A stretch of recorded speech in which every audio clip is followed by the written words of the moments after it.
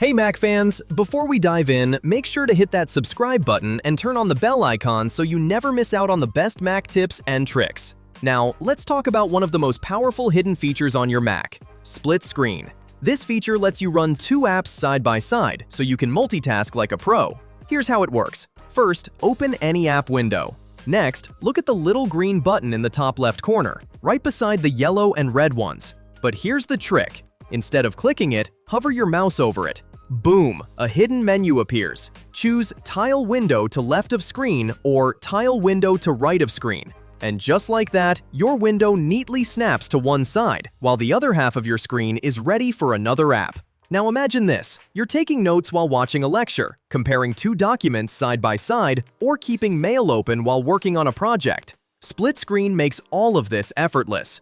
Quick tip. If you ever want to exit split screen, simply press Escape or hover back over the green button and choose to restore your window. Pretty cool, right? This simple trick instantly turns your Mac into a productivity powerhouse. So go try split screen right now and let me know in the comments what you'll be using it for. And don't forget to like this video and share it with a friend.